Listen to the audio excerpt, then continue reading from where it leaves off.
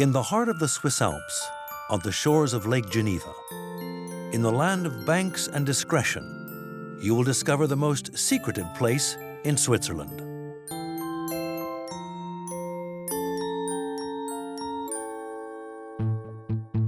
In the middle of a warehouse complex, a stone's throw from the border with France, is the Geneva Freeport. Watched by surveillance cameras and surrounded by barbed wire fences, this complex is traditionally a customs zone where merchandise is stored before being exported abroad. But today, it has become a permanent storage site, with 60,000 square meters of space rented by the city of Geneva to transporters or to private individuals to safeguard their assets. Behind these anonymous double-locked doors, there is gold and diamonds.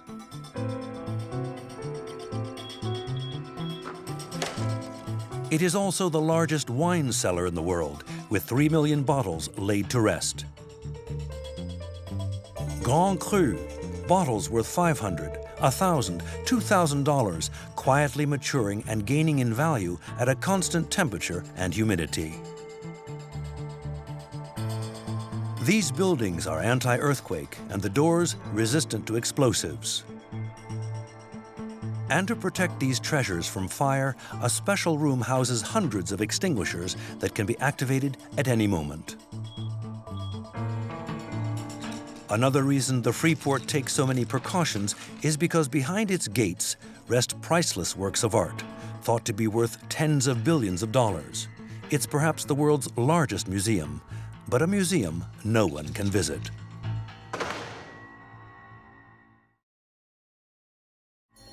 The Geneva Freeport is one of Europe's best-kept secrets. It stores works by Picasso, Rembrandt, Leonardo da Vinci, and thousands of antiquities, a treasure the size of which nobody knows the scale or the value. You'll never obtain an inventory of all the works in the Freeport. Who knows how many there are? 300, 3,000, 300,000? Another secret is the name of the owners of the works. You don't want anyone to know what you're up to, and that's where the Freeport comes in. Recently, a number of cases have tainted the institution's name: the looting of Jewish assets, money laundering, tax fraud. It's hard to say if it was hidden or not, but it was kept very discreetly in the Freeport. The Geneva Freeport is an El Dorado for art dealers, wealthy heirs, and fraudsters. It's where they do their business hidden from view.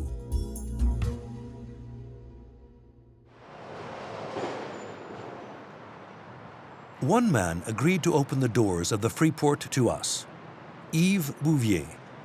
With his managing director, Ramon Casais, he runs the world's biggest company in the transport and storage of artworks. Are there customs officers here? Swiss customs are here permanently. The site is controlled by them and they impose the opening times. It's impossible to enter outside of those hours, and Swiss customs permanently control that.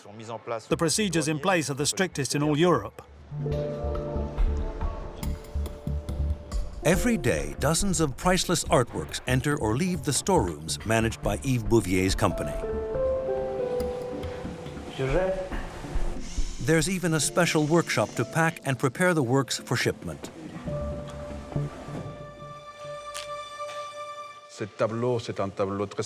This is a very important painting that's leaving for an exhibition in a museum in Hungary, in a special isothermal crate. Here, look here. It has special antacid paper. What's that just behind? A painting by Modigliani. I shouldn't be telling you that. Can we see the Modigliani? No, because it's a question of confidentiality. Why's that? Because its owner hasn't authorized me to show it. Is it a private owner? I can't tell you that.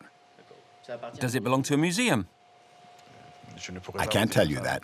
It's confidential. Yes, everything's confidential. Here, the watchword is secrecy. Yves Bouvier was originally a shipper, but he transformed his old shipping company, Natural Lecoultre, founded in 1859, into an art market multinational. It is now present in Geneva, Luxembourg, and Singapore. The man nicknamed the Freeport King had a great idea. To earn client loyalty, his company would not only pack and ship artworks, it would provide, in Geneva, 20,000 square meters of storage space, along with framing and restoration workshops.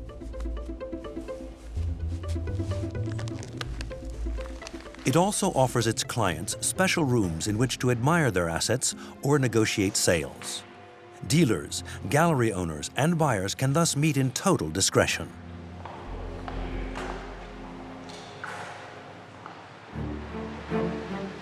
Today, the former shipper has become a multimillionaire. We meet him again in Paris, in the high-class 8th District, a stone's throw from the Élysée Palace. Yves Bouvier, the shipper of the Geneva Freeport, welcomes us to his Paris home, a richly decorated and furnished apartment. This is the living room with Baudelaire. I love his poetry, so this is a nod to him. I also love this globe, which belonged to Douanier Rousseau, who painted jungle scenes with animals, although he never traveled. It was in a bad state, so I had it restored.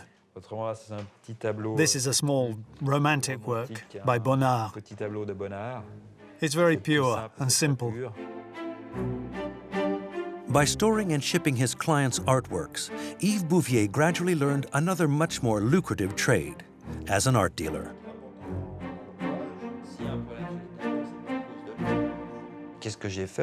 What have I done in 30 years of working in the art world? I learned to listen to the professionals and find out how things worked. I learned to listen to insurers and restorers. I got to know the business. Instead of lugging crates around, I knew how to open my ears and learn the ropes. Lots of art dealers are ex-restorers, ex-restaurant owners, ex-clothes store owners, ex-butchers. So like them, I learned through practice. For 30 years, Yves Bouvier has been in the ideal place to learn the secrets of the market. In the art business, every dealer wants to get hold of information. All dealers thrive on information, so they need it. Knowing which painting is up for sale, who's overseeing it, whether there's an inheritance, whether there's trouble, like a divorce. Everyone's after information. Being in the know is key in the art market. Whether it's buying or selling, everyone wants information. Thanks to the network he's built up, the businessman has even opened a gallery on the Quai Voltaire, the antique dealer's district, one of Paris's most prestigious addresses. He takes us there.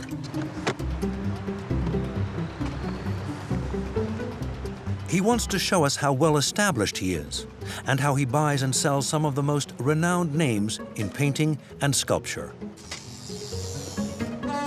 How are you? Good. And you? Fine, thanks. You look very serious. Very. I got your office ready. Coming up with us? The gallery director greets us. The gallery houses significant and very expensive works. This marble sculpture of Yves is by Auguste Rodin. It's already been reserved by an Asian client. It's an original piece in marble, not a bronze of which several casts were made. It's particularly beautiful and sensual.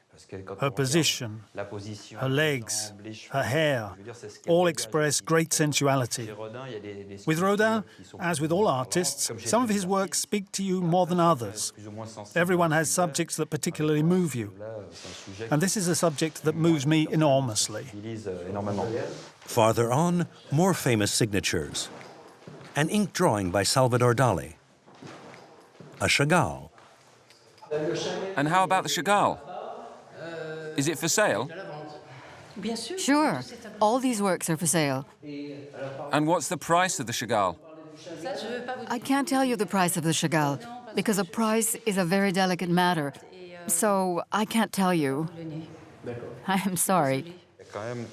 There's lots of discretion regarding the prices. It's not a fiscal discretion. We just don't want to announce a price only for it to go up afterwards and have a person think he'd have been better off buying it earlier, or that you might accept a lower offer just to close the deal. So prices aren't really mentioned in the art market. There are discussions and bargaining with prices higher and lower depending on the period. So it's very hard to give a price. Art dealers don't like to give prices and don't publicize them. According to inside information, these works are worth several $1 million. An art gallery with a view of the Louvre. Quite a showcase. There you are. But Yves Bouvier's good fortune is today soured by a series of lawsuits.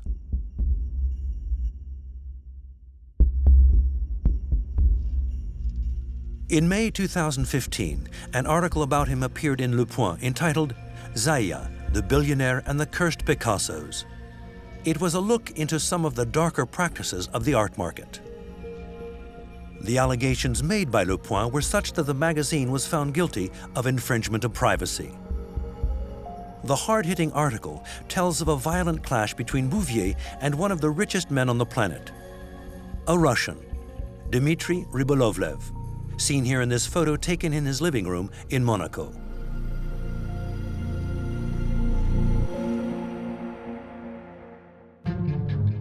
The story goes back to 2003, when Yves Bouvier met the Russian billionaire, a close friend of Prince Albert. He's the owner of the soccer club AS Monaco. Bouvier and Rybolovlev hit it off immediately. Here they are at a costume party on the billionaire's private Greek island. For 10 years, Yves Bouvier helped his friend put together an exceptional collection of paintings and sculptures as compiled in this catalogue. He acquired works by Modigliani, Gauguin, Rodin, Renoir, and even Leonardo da Vinci,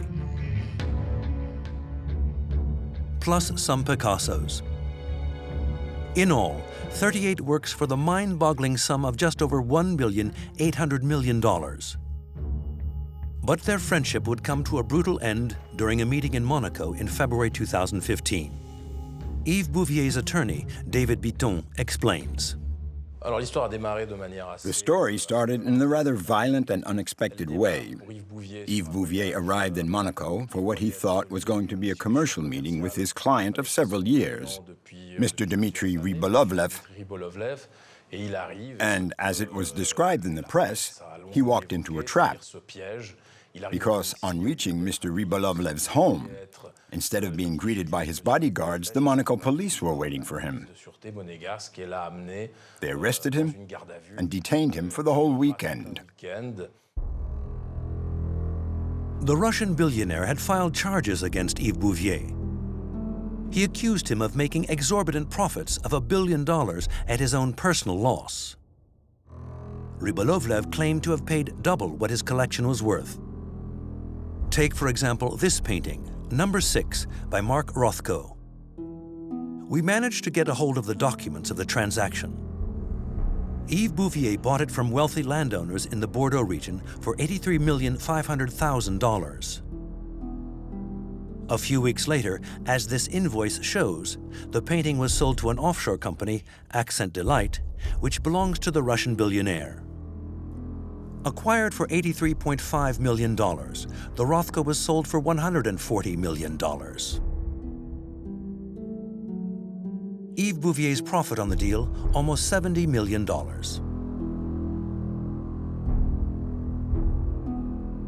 With this Picasso, flute player with naked woman, the profit was even more staggering.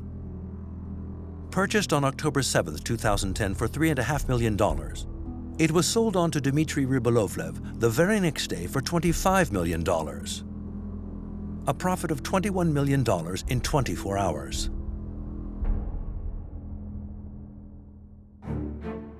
Yves Bouvier's profits were colossal. But his attorney sweeps the accusations aside. He believes there was nothing illegal in his client's profits, and that the Russian billionaire should have been shrewder. From a judiciary and legal point of view, the case is sophisticated. But basically, Rybolovlev said to Yves Bouvier, "My friend, you sold me paintings and other artworks of incontestable quality, but I think that the margins you took are far too high in regard to what I believed our relationship to be. So it's a trial concerning the enriching of Yves Bouvier, which has no legal grounding." We tried to contact the Russian billionaire Dmitry Rybolovlev. He preferred not to comment. Yves Bouvier was indicted in Monaco in February 2015 for fraud and complicity in money laundering. The investigation is still ongoing. But in the Rybolovlev collection, there were two other paintings that would cause trouble. In September 2015, the billionaire posed with these two gouaches, which, like the rest of his collection, he bought from Yves Bouvier. The Russian is beaming with joy.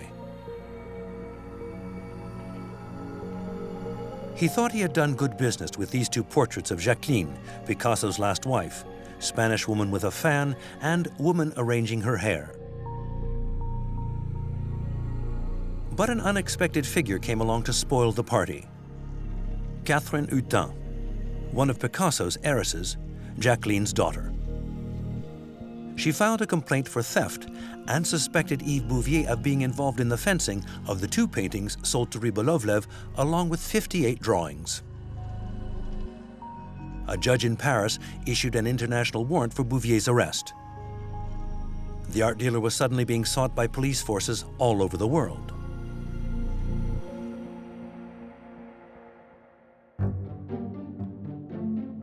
Here is Catherine Hutin with Pablo Picasso and her mother. Back then, they lived in the south of France on the hill of Mougins, in an old farmhouse called Notre-Dame-de-Vie. Picasso lived and painted there for 20 years or so. In the 14th district of Paris, we're going to meet Pepita Dupont.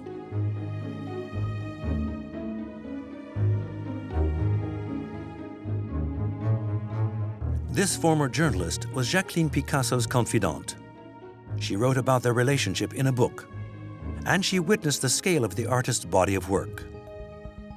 Pablo worked all the time. Cocteau described him as a standing man. He never ever stopped. I often said to Jacqueline, "It's not possible." I always got the impression, even though he was no longer there, that every time I arrived at Notre-Dame-de-Vie, there were new works, because there were so many of them.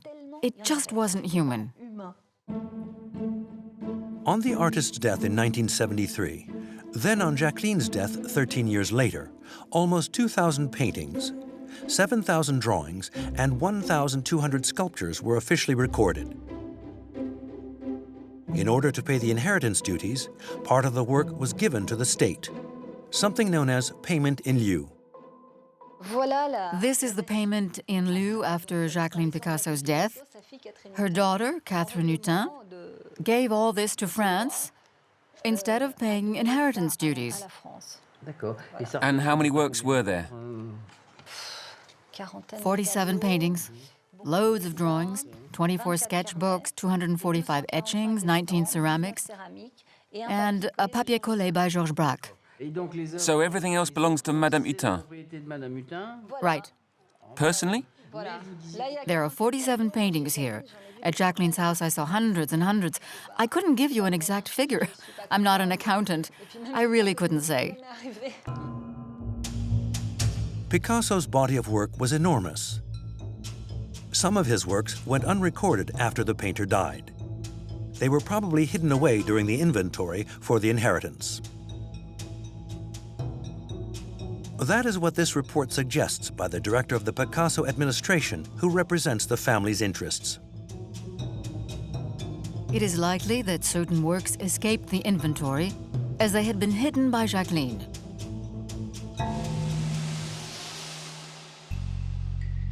This is thought to be the case for the two disputed paintings. Accused of being involved in the theft of the two portraits, Yves Bouvier defends himself and declares that he did indeed pay Catherine Hutin. Her lawyers apparently asked him to pay money, not directly to the Picasso heiress, but to a trust fund, an offshore company based in a tax haven.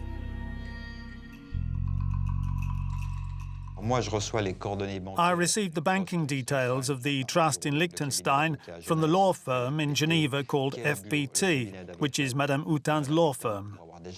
Having already done business with them, I was certain it was them. Nobody doubts that.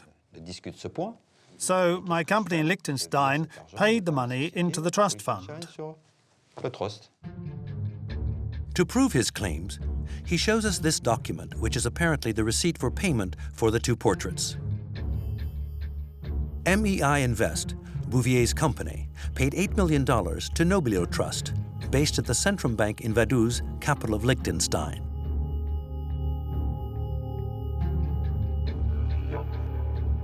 The name of Catherine Hutin doesn't appear. But investigators discovered that Noblio Trust belonged to a certain Catherine Blay, living at Rue Georges Braque in Paris. The address was no longer her residential address, but Blay was none other than the married name of Catherine Hutin. Behind the offshore company, it was indeed the Picasso heiress who received the payment from Yves Bouvier. And in front of our camera, the art dealer went even further. It's a sophisticated scam for tax fraud. When you own a shell company that acts as a cover, and you use your married name when it isn't actually your current name, and an address that isn't your residential address. When you give that kind of information in Liechtenstein or in Switzerland, it's already a faking of titles. That's the first qualification. After that, when you benefit from other people's help to set up the system, it becomes organized crime. When you play cash ping-pong between one company and another, it's money laundering or tax fraud. Yves Bouvier had to pay several $1 million in bail to have his international arrest warrant lifted. And still facing an indictment for fencing stolen goods, the art dealer has made new accusations regarding the Picasso heiress's financial scams. I bought a work of art by Picasso at Sotheby's, painter and his model. Madame Hutin wanted the work because the model was certainly her mother. So I sold it to Madame Hutin's company. For $170,000, Yves Bouvier sold this Picasso drawing, painter and his model, to Catherine Hutin. Once again, no mention of her name. The money was paid to an offshore company, in Panama this time, Alpamayo, while the drawing turned up at the Geneva Freeport.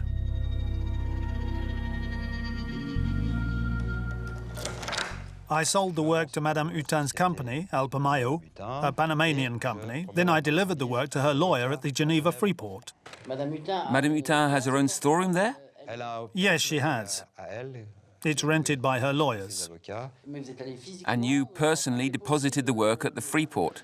No, it travelled from Sotheby's in London to Geneva and was placed in Madame Hutin's storeroom at the Freeport, which is managed by her lawyers. And do you know what's inside? No, I've never been in there. We contacted Catherine Hutin's lawyer for a response to Yves Bouvier's serious accusations. Here is her reply. Madame Hutin does not wish to communicate or to participate in any sort of broadcast. Locked away secrets and shady financial setups are nightmares for French tax inspectors and customs officers. We questioned a customs investigator, a specialist in fraud and the trafficking of cultural assets. Faced with such scams, he recognizes his powerlessness. You set up a shell company, which is fairly easy to do. You register its address somewhere far away from the eyes of the French administration. You export the object to a Freeport. You do the deal. And the financial product from the transaction, as it's linked to Company X, registered in some friendly country, disappears totally from the eyes of our administration, whereas the beneficiary of the operation is indeed a resident of our country and should pay tax. But with the Freeport, they won't. We meet up again with Yves Bouvier. With all of his indictments, he's earned a shady reputation. But after 30 years in the business, he's as tough as nails. Every year in May, he heads to Basel in Switzerland for the biggest art fair in the world, Art Basel. He flies in a private jet, for which he pays $50,000 a year. Despite his tangles with the law, he wants to be in the right places. Art Basel is the biggest annual art fair in the world, especially for 20th century and contemporary art. And to be there is a must. All the dealers and people in the art world meet in Basel during those 4 days. It'll be interesting for us to see how you get along with the other dealers. I have lots of good relationships with other dealers. The only thing is, with your camera there, they might be a little bit shy. Why is that? Regarding my personal situation, they certainly won't want to be seen on film with me. So they'll avoid you like the plague? No, because if no one's around, we'll go for a coffee, have a chat, slap each other on the back. But with a camera there, they'll avoid me because they don't want people to know they're friends with me. And yet, barely off his private jet, we soon see that his controversial reputation causes fewer problems than predicted.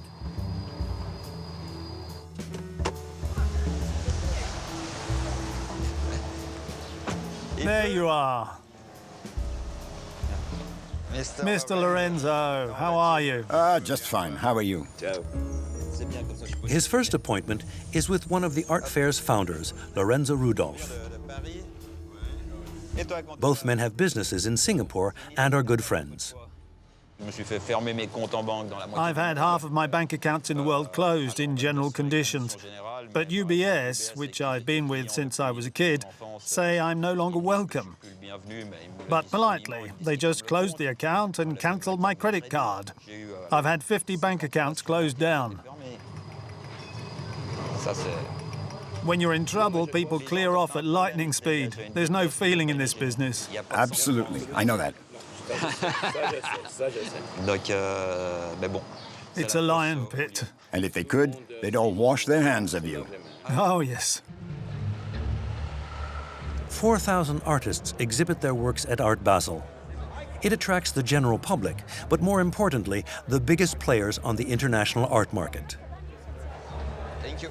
Gallery owners, collectors, and curators of the world's museums. Accompanied by his art consultant, Sixtine, Yves Bouvier is here to check out the new trends.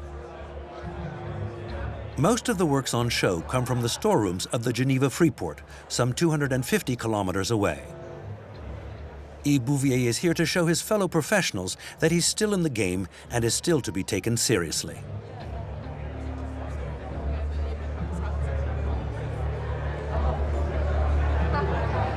How are you? Oh, great. And my business is booming, too. So pleased to see you. Same here. How are you doing? Wonderful. Great. Help me out. Yes. How are you? Pleasure. Thank you. Hello. Nice to meet you. Hey, Hey, how are you? Great to see you. I'm fine. Bye, and good luck with the jungle. Thanks. But at one stand, one man goes out of his way to ignore Yves Bouvier. You work too much. Is it the stock exchange? The man on his cell phone is David Namad.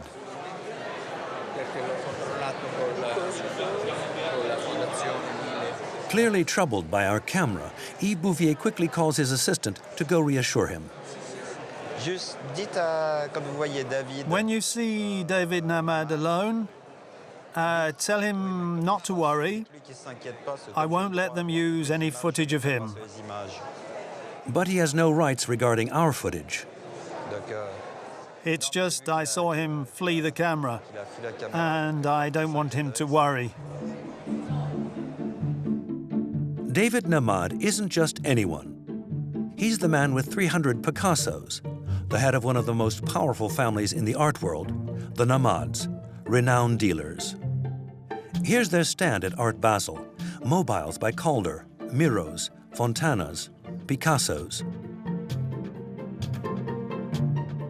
and also a Roy Lichtenstein and a Jean Dubuffet, all of them stars of modern art.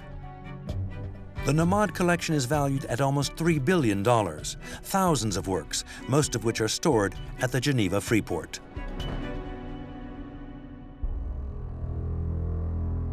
Maybe the reason David Namad prefers to be discreet is because one of the paintings he owns is causing him problems with the law. The story started here, in the Paris archives, in 2011, with this man, James Palmer.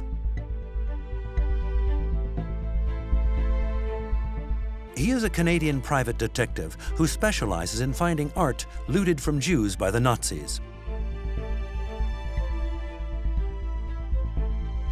One day, while rummaging in the Paris archives, he came across a file on a certain Stettiner, a Jewish antiques dealer. The man was dispossessed of all his assets during World War II. After the liberation of Paris, he filed a claim to recuperate his patrimony.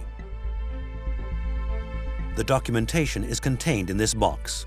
It was here in the Paris archives that we found a document that referred to the quest of Mr. Oscar Stettiner for his stolen painting. The information that we found was that Oscar Stettiner had been despoiled of a number of personal items, a carpet, for example, a portrait of him as a young man, and also a painting by Modigliani, and an important painting that was looted from Mr. Stettiner during the war. The Canadian detective began his investigation. He discovered that the antiques dealer, Stettiner, had made his claim for restitution in 1946. But well before the liberation, the painting had already been sold by the Vichy authorities for the sum of 16,000 francs. Since then, it disappeared, particularly because its description is so vague.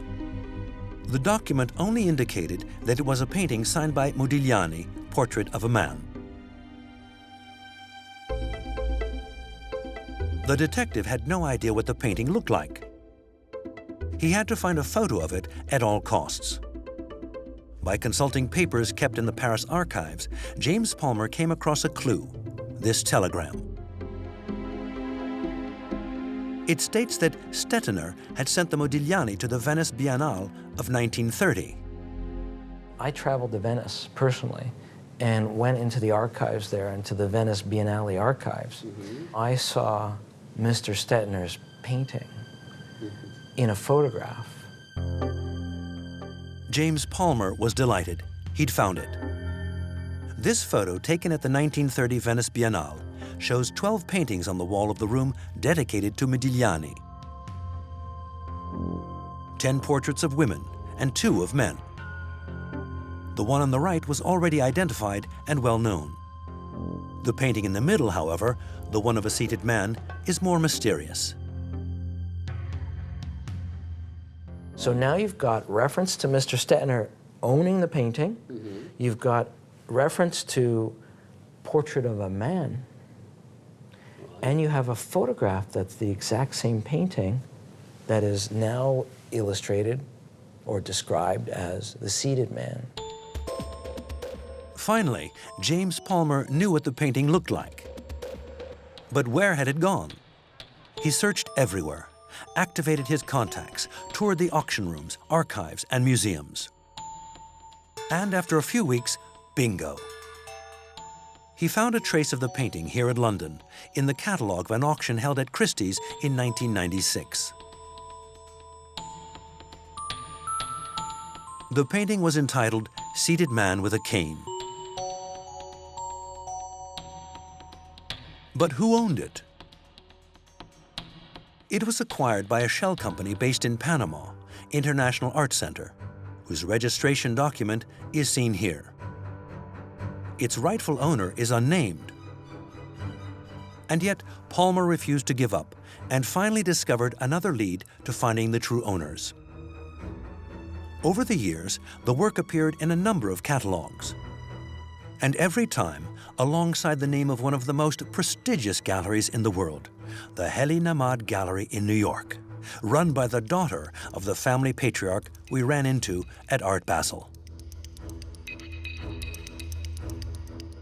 James Palmer decided to write to her. Well, the lawyers for our client contacted the Heli Namad Gallery and Heli Namad of New York. All right. And they were ignored, which is not right. Mm-hmm. It's not proper. So I think after about a month or so, they wrote him again, and again, they were ignored. And eventually, there was a response, and the response was essentially, you're suing the wrong people. You should be suing the International Art Center, and we have nothing to do with that. James Palmer was not taken in by her response. He filed a lawsuit against the Heli Namad Gallery in New York. But once again, the lawyers denied that the family were the owners of the painting.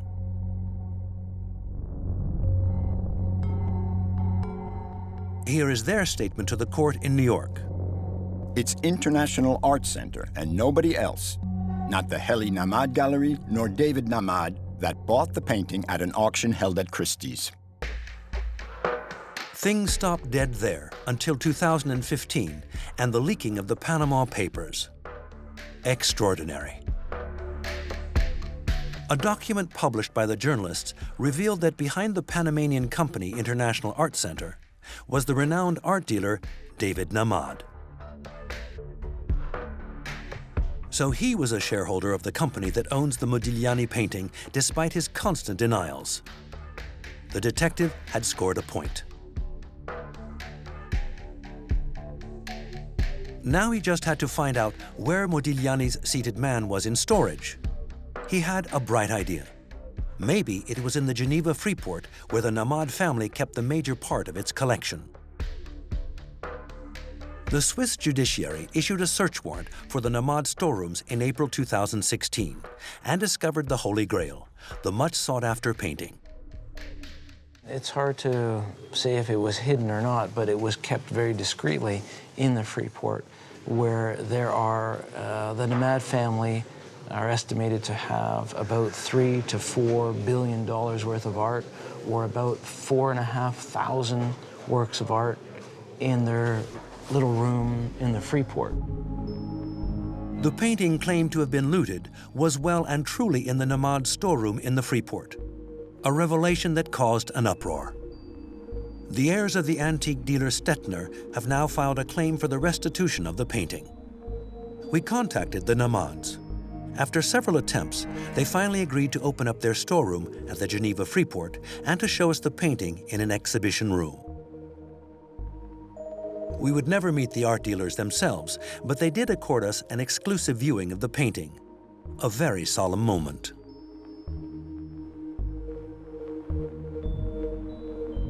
The work was handled with great precaution. It is estimated at about $20 million today.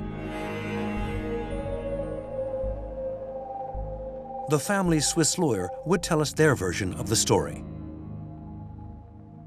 The painting itself doesn't pose a problem. It's the fact that within the framework of the American court case, it's impossible to affirm that the painting belongs to the Namad family because they're only the indirect owners.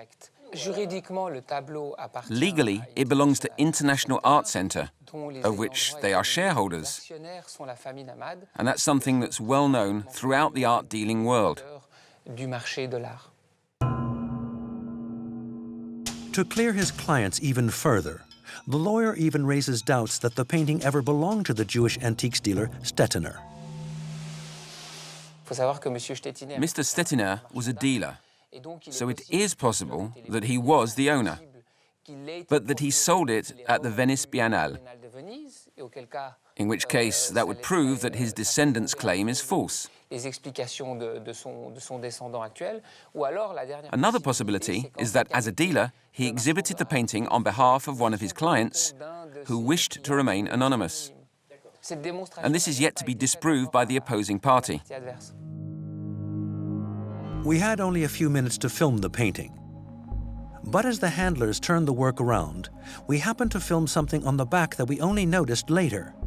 This label from the 1930 Venice Biennale.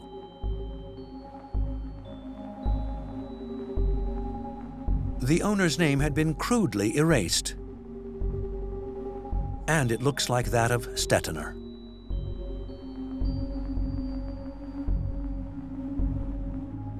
A clue to which the detective never had access and which could be crucial for the next stage of his investigation.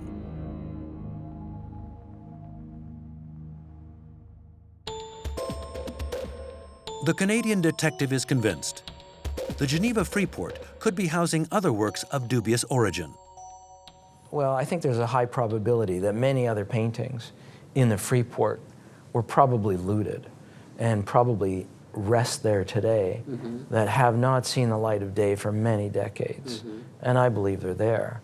And I think that it would be very interesting if the public were made aware, or at least the art industry were made aware of what those paintings are. So that, you know, if the prosecutor's office of Switzerland, for example, were to provide us with information on all those paintings, we could pretty quickly tell them which ones were stolen, pretty quickly. For the Swiss art dealer's lawyer, there's no point in dreaming. No one will know for years what's really stored in the Freeport. There's no inventory. You'll never obtain an inventory of all the works in the Freeport. It's top secret. And how many? 300, 3,000, 300,000? So it's a commercial secret. Yes, absolutely. Our French customs investigator is of the same opinion, even if he's on the other side of the fence. Freeports, notably Geneva, are old friends of French customs. A huge amount of assets enter and leave the Freeport. And the secret dream of all customs officers is to find out what's really inside, who it belongs to, and the sum of the deals done.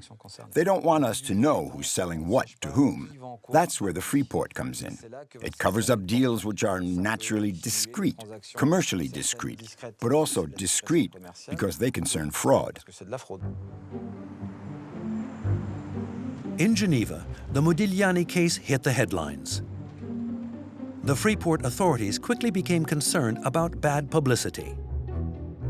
So in June 2016, they called an emergency press conference. All representatives of the main Swiss medias were invited. Can we get started? On the floor were the president of the Geneva Freeport and his general secretary. Both men seemed self-conscious, rejecting all responsibility regarding the supposed owner of the painting, David Namad.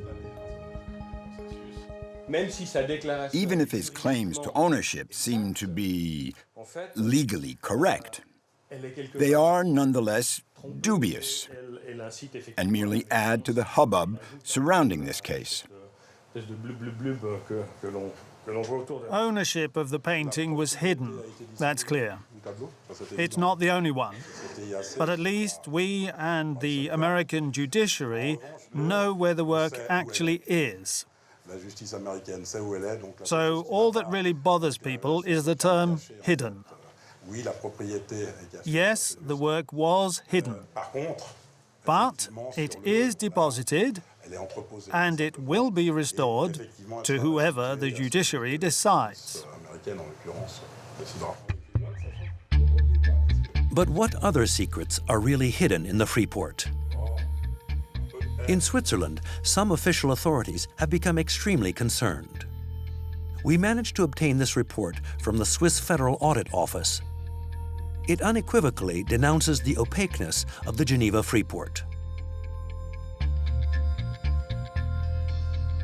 Irregularities regarding inventories, an absence of traceability of merchandise, errors in stock accountancy, and recurrent problems which occur during controls. Our French customs officer includes laxity on the part of the Swiss administrators that oversee business conducted in the Freeport. In a French logistics zone, like Roissy-Charles de Gaulle Airport, Administrators can visit and circulate freely. They have up-to-date information on what comes in, what's stocked, what goes out, and can even intervene during the storage process. In Geneva, it's the opposite. Less info on what goes in and out, and on what's inside. That includes the Swiss authorities. They see the free port as being outside of their territory. It's in their country, at the same time, it isn't. So secrets are kept, which is what the art dealers want, but also what the fraudsters want.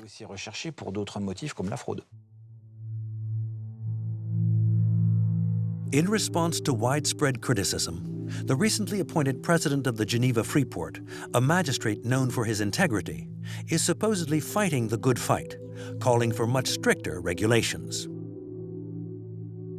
As it stands, federal legislation demands that the owner be named, but not the financial beneficiary. What we want is an extra space on the customs form to be filled out, specifically indicating the name of the financial beneficiary. But that's not the case yet. No, of course it isn't.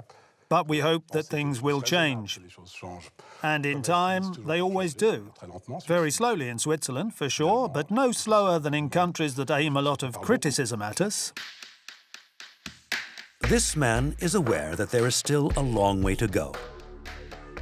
But having agreed to make concessions on its banking secrecy, will Switzerland also finally agree to open the doors of the world's biggest safe?